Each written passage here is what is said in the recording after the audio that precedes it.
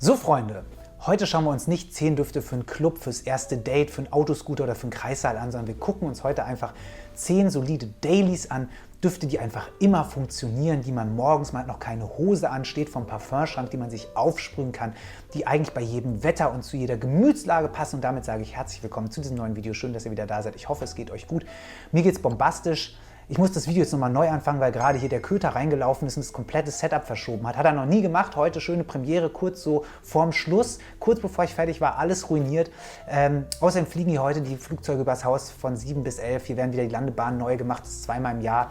Wenn man das einmal richtig machen würde, könnte man sich das auch sparen. Außerdem habe ich einen neuen Nachbar, der kann rappen, nicht gut, aber laut. Also von daher, ihr merkt, es ist schon wieder viel passiert. Es geht hier richtig rund. Bevor wir reinstarten, ganz kurze Abgrenzung zwischen Daily und Signature und so weiter und so fort. Also wahrscheinlich würde als Daily ja eher so ein frischer, zitrischer Duft jetzt hier irgendwie passen. Ich habe gesagt, nee, ich nehme mal Düfte, die ich gerne täglich trage und wo ich wirklich nicht drüber nachdenke, ob ich die benutzen kann, also ob es jetzt zu warm ist, zu kalt oder was ich vorhabe. Das heißt, wir haben hier nichts mit einer Beast Mode Performance, wir haben nichts, was irgendwie Störnoten hat oder eine übertriebene Animalik, sondern wirklich Düfte, die einfach fantastisch funktionieren und eigentlich zu jedem, also ob ihr jetzt irgendwie zum Bewerbungsgespräch, zur Beerdigung, zum ersten Date oder sonst wohin geht und ob das jetzt Sommer, Winter, Herbst ist, völlig egal. Klar, wenn jetzt hier irgendwie 35 Grad und Freibad angesagt ist, aber dann ist mein Tipp am besten gar kein Parfum, weil es nervt am Ende nur. Das sind so Dailies, womit ich irgendwie gut fahre und dann können wir am Ende mal gucken, ob wir uns da einig werden. Den Anfang machen wir mit dem Mécanique de Désir von Pierre Guillaume. Und das ist ein Duft, ja, der Pierre hat ja früher mit seinem Vater da immer viel an alten Oldtimern rumgeschraubt und so eine Faszination für Maschinen und Autos. Und ja, dieser Duft ist inspiriert von diesem kalten Maschinenöl oder von diesem kalten Motoröl. Er nennt das selber Motorenschweiß. Ja, ist natürlich auch wieder so ein bisschen sexuell konnotiert und dann geht es da so ein bisschen darum, dass man da vielleicht irgendwie erst am Auto und dann ein bisschen an der Gisela schraubt. Aber ich sag euch, Freunde, finde ich irreführend. Das könnt ihr auf der Website so suggerieren, riecht man hier nicht raus. Star ist hier einfach schwarze Johannisbeerknospe, das hat so eine ganz schöne Säure, flankiert von einem Veilchenblatt, was so ein bisschen so eine Ledrigkeit wie im Fahrenheit gibt. Ein bisschen was Zitrischem, einem aldehydischen Schleier, ohne dass das zu seifig oder zu oldschoolig wird und einem schönen Moschusbett. Riecht so ein bisschen wie ein frisch angespitzter Bleistift oder halt wie eine Werkstatt meinetwegen, aber jetzt keine, in der gerade noch mal ordentlich hier Feuer gegeben wurde, sondern wo ihr reinkommt, wo alles an seinem Platz liegt, alles sauber. Hier vielleicht noch so ein bisschen so eine Ledertasche, wo die Schraubenschlüssel drin sind und dann steht da das Öl und so. Aber insgesamt ein sauberer Werkstattduft. Und vor allen Dingen, was ich immer richtig gut finde, ist, also einmal funktioniert der halt wirklich eigentlich immer, ne? Das Ledrige passt auch in Herbst, aber dieses zitrisch-saure auch so in den Frühling und den Sommer, ist aber das Preis-Leistungs-Verhältnis. Das ist hier einfach sensationell, die Düfte sind nicht so teuer, da bleibt der Pierre fair. Ne? Ist doch auch schön, dass es mal welche gibt, die dann nicht so auf das letzte bisschen Geld aus der Tasche ziehen. Dann haben wir als nächstes von Tom Ford den fucking Fabulous. Hier den ganz normalen, gibt jetzt auch diese völlig überteuerte fucking Fabulous Parfum-Variante. Das hier ist jetzt das normale Eau de Parfum und was soll ich sagen, das ist ein Duft. Tom Ford wollte einfach ein Parfum haben, womit er sich fantastisch fühlt, ja? Fabulös.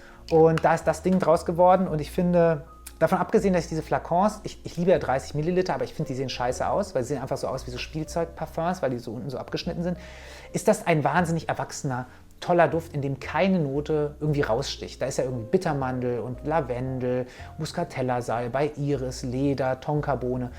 Nichts davon steht im Fokus, ne, sondern das ist ein ganz eigener Duft, eine ganz eigene DNA, bisschen pudrig, so ein bisschen ledrig, ganz leicht süß-säuerlich, aber irgendwie, es hat so ein bisschen so eine Latex-Gumminote, ohne dass es unangenehm wird. Also ohne, dass man jetzt da irgendwelche merkwürdigen Fantasien von bekommt, sondern es ist wirklich ein Duft, mit dem könnt ihr einerseits irgendwie im Mitarbeiterjahresgespräch nochmal ordentlich eine Gehaltserhöhung fordern oder ihr könnt auch Netflix and Chill machen, worauf ihr Bock habt. Ihr seid auf jeden Fall immer fabulous unterwegs mit dem Teil und ich finde, der passt eigentlich zu jeder Gelegenheit. Da gibt es nichts, wo ich das Gefühl habe, wo man mit dem fucking Fabulous jetzt nicht gut angezogen wäre. Dann haben wir als nächstes den Leder 6 von Schwarzlose Berlin. Und ich habe in letzter Zeit relativ oft auch das Extrait gerochen, das Leder 6,9. Den hat nämlich meine Mom. Ich habe ihr nicht erzählt, dass der Duft früher Fetisch hieß und ich glaube, die weiß auch nicht, wofür Leder 6,9 steht. Also von daher bitte erzählt es ihr auch nicht. 6'9", baby! 6'9! Nee! Lasst ihr den Spaß an dem Duft. Und deswegen habe ich einen direkten Vergleich zwischen dem Extrait mit diesem starken Safran, Patchouli und auch dieser Kakaonote und Davana und hier dem einfach Eau de Parfum. Und ich muss sagen, tatsächlich gefällt mir das Eau de Parfum besser. weil dieses Safranleder im Extré ist so super stark und hat auch diese Hansaplastnote. Und hier ist ja nur die Safranblüte zusammen mit diesem Laktonischen von der Milch. Und dann hat man diese Styrax, Weihrauchcreme, Ledernoten und diese orientalischen Gewürze. Und das ist einfach wie so ein schönes, warmes, weiches Leder. So ein bisschen vielleicht die Frontsitze vom guten alten Porsche, ja, den man schon ein paar Jahre hat. So, wo alles passt, alles sitzt und so. Und klar, natürlich ist der so ein bisschen sexy, ne? Der sagt ja auch der Name. Aber ohne eine Animalik. Also das ist ein Ding, wenn ihr den jetzt im Office tragt, wird euch da auch keiner negativ drauf ansprechen. Der ist zwar süß und der ist auch so ein bisschen laktonisch und würzig, aber das ist jetzt nichts, der mit irgendwelchen Stör- oder Animaliknoten arbeitet, der eher hautnah ist. Seid ihr immer gut mit angezogen. Wie gesagt, jetzt vielleicht nicht bei 30 Grad und Pommes im Freibad, aber ehrlich gesagt, da trägt man ja auch kein Leder 6. Ist ja eigentlich selbsterklärend. Dann eine Marke, die ich euch noch nie gezeigt habe, habe ich selber relativ neu, wollte ich unbedingt mal ausprobieren. Und das ist der Papyrus in Acacia von Sense of Wood. Und da kann man jetzt natürlich sagen, okay, der Name ist ultra scheiße, sehe ich auch so, weil der einfach so unkreativ ist. Also ja, der Geruch von Holz, herzlichen Glückwunsch. Ist aber ein ganz spannendes Konzept. Ich weiß auch noch nicht, wie ich diese Flakons finden soll, bin ich ganz ehrlich, mit diesen Herzen. Und hier weiß ich auch nicht, was ist das hier, die Aorta oder irgendwelche Arterien. Ich weiß nicht, das eine ist immer, eins fließt zum Herzen, das andere vom Herzen weg. Ne? Ich habe im Bio besser aufpassen müssen. Die Mediziner schreiben mal in die Kommentare, wie hier diese beiden Adern hier heißen, die da aus dem Herzen kommen. Egal. Zurück zu Sense of Wood. Warum heißen die jetzt so? Naja, weil es die Gerüche von Holz sind. Und das erklärt sich daher, dass die den Alkohol, nicht die Düfte an sich, sondern den Alkohol für diese Düfte in Holzfässern reifen. Wie Spirituosen. Das ist ein Schmackofatz. Es gibt ja diese sogenannte additive Reifung, da werden dann Aromen aus der Fasswand in den Alkohol abgegeben. Und dann gibt es hier zum Beispiel, das ist jetzt Akazienholz, dann gibt es aber auch noch Eiche und dann gibt es auch irgendwie noch Armagnac und so. Und ich weiß gar nicht, ist Armagnac eigentlich ein Holz oder ist das auch eine Spirituose? Ich bin mir da nämlich so ein bisschen unsicher. Es gibt ja auch diesen Plum in Cognac. Könnte mir vorstellen, dass das einfach alte Cognac-Fässer sind, dass da gar nicht so die Holzart entscheidend ist, sondern das, was vorher drin war. Das ist ja ebenfalls bei Whisky ganz oft so.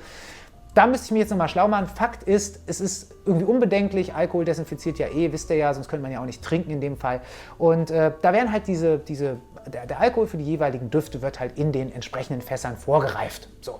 Und das zusammen mit dem Parfümöl ergibt dann Duft. Und hier haben wir Rosengeranie, süße Akazie, es soll auch Tuberose drin sein, Iris, Zypriol.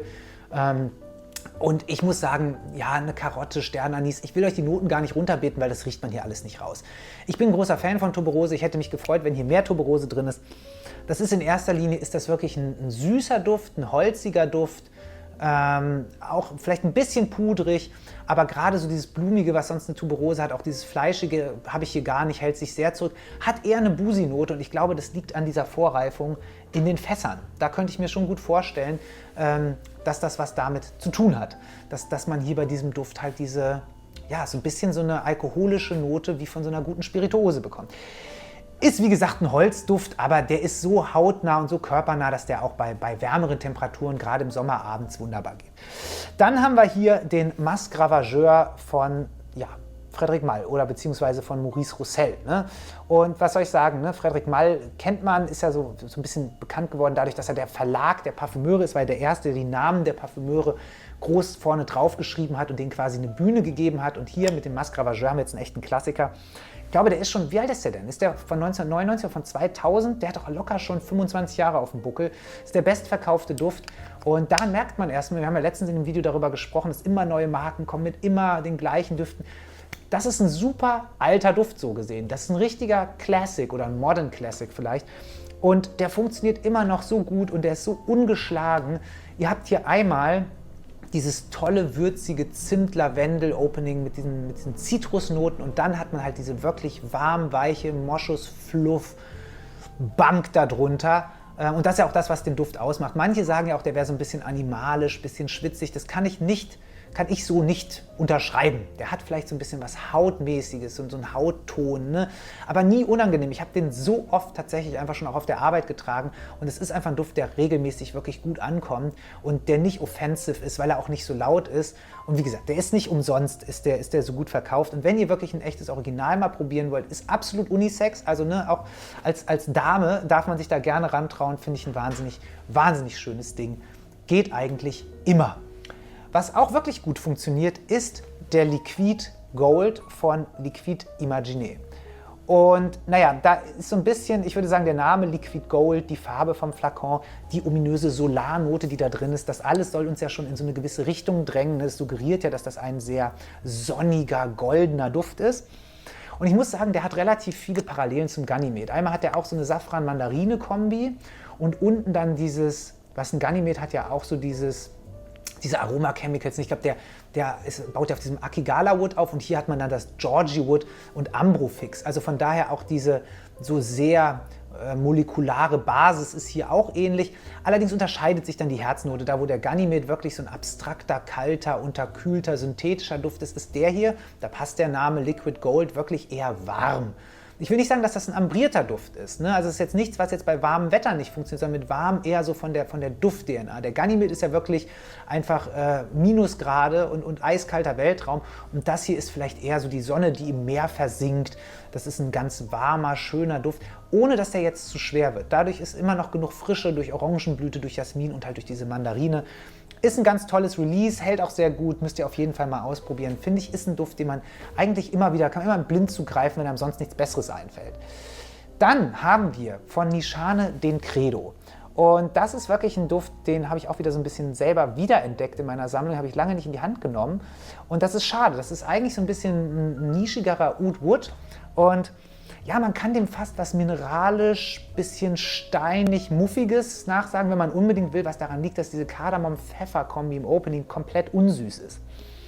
Dann hat man dieses Osmanthus Absolu und unten dann Leder und Wildleder, Oud und so eine bisschen cremige Sandelholznote.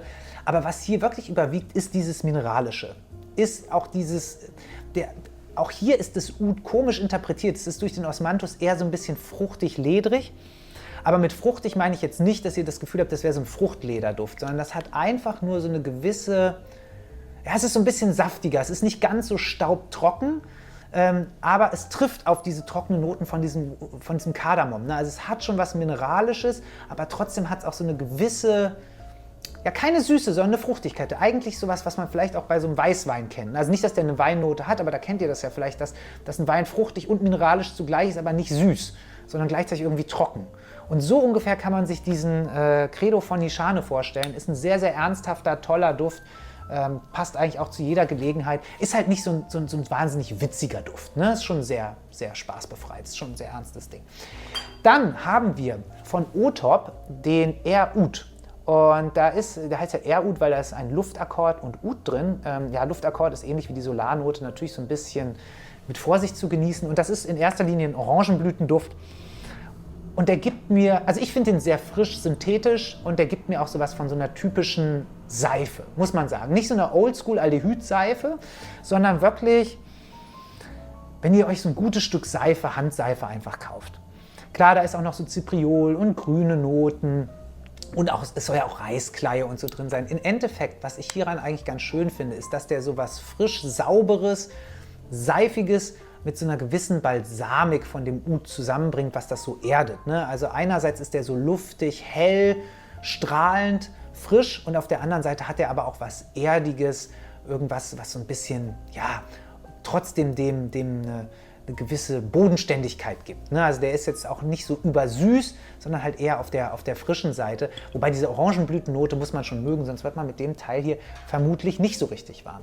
Dann ein Duft, den ich auch noch nie gezeigt habe, weil ich selber ein bisschen Zeit brauchte, um mich daran so zu gewöhnen, ist der Atman Xaman von Lorenzo Villoresi. Lorenzo Villoresi, Freunde. Auch ich habe nicht immer alle Namen perfekt auf der Zunge. Und ja, das ist ein Tabakduft. In der Eau de Toilette-Variante gibt es auch noch eine Eau de Parfum-Variante. Und was ich so krass finde, ist, der hat mich am Anfang so ein bisschen an den Stefan Humbert Lucas Black Gemstone erinnert. Beide arbeiten ja mit so einem zitrischen Opening und während der eine dann so ein bisschen diese Myrrhe- und Teernote hat, was dem dann so eine mandelige, kirschige Note gibt, das hat der hier komischerweise auch, aber hier ist es halt der Tabak. Aber wir haben auch hier so ein bisschen zitrisches Opening, blumige Noten, Gewürze und dann kommt ganz extrem dieser Tabak auch mit so einer Rauchigkeit von der Zistrose, mit Mate, was dem sowas Heuiges gibt und in der Basis hat man dann Hölzer, Leder und noch mehr Tabak. Es ist natürlich ein Duft, der irgendwie so ein bisschen eher auf der maskulineren Seite ist. Würde mich aber freuen, wenn sich da ein paar mehr Mädels rantrauen, weil das ist einfach ein total geiler Duft, der für so ein Eau de Toilette auch super hält. Also ich habe den mir mal auf den Arm gesprüht, hatte den am nächsten Morgen noch drauf. Der ist auch so ganz fein in der Luft. Also der hat jetzt nicht so eine brutale Sillage, aber immer wieder kommt schon so ein Hauch rüber. Man darf das auch nicht vergessen. Ne? Ein Eau de Toilette heißt ja nicht, dass der weniger performativ ist. Ne? Denn im Endeffekt, der Alkohol ist ja das, worin der Duft sich löst, ne? Womit der evaporisiert.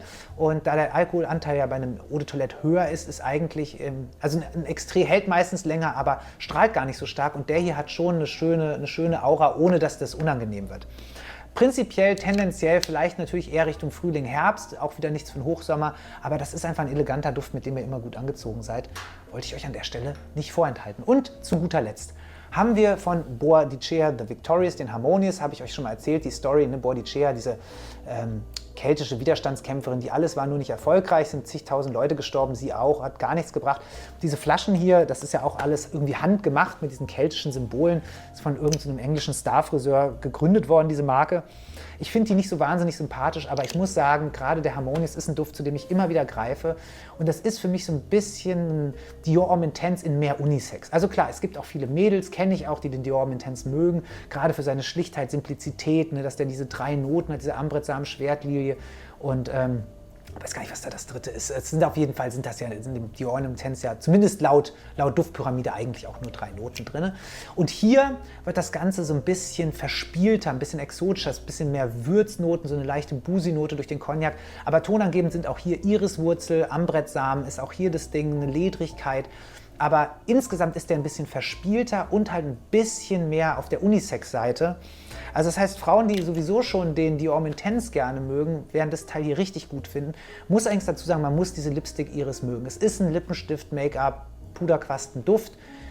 Kann ich nicht anders sagen. Er ist wahnsinnig teuer. Ich habe mir den als Restflakon gekauft. Also von daher guckt, ob ihr ein Angebot findet oder ob ihr auch einen Restflakon bekommt. Die Düfte von Boadicea sind einfach arschteuer.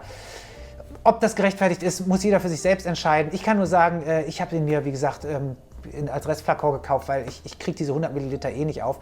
Aber ich greife wirklich oft dazu. Also vielleicht schaffe ich sogar den tatsächlich mal aufzubauen, dann werde ich mich wahrscheinlich ärgern, dass ich ihn halb leer gekauft habe. Das waren jetzt so meine 10 Dailies, wo ich das Gefühl habe, damit ist man immer gut angezogen. Die passen eigentlich auch immer. Sagt mal gerne, ob ihr mit der Liste einverstanden seid, was eure Daily-Düfte sind, wo ihr sagen würdet, nee, die passen eigentlich immer. Lob und Kritik immer in die Kommentare, freue ich mich sehr. Ansonsten würde ich sagen, wenn euch das Video gefallen hat, was ich natürlich sehr hoffe, dann lasst gerne ein Like und ein Abo da. Schaut, was sonst noch auf dem Kanal passiert ist. Folgt uns bei Parfumo und dann wünsche ich euch erstmal alles Liebe, alles Gute und sage Tschüss.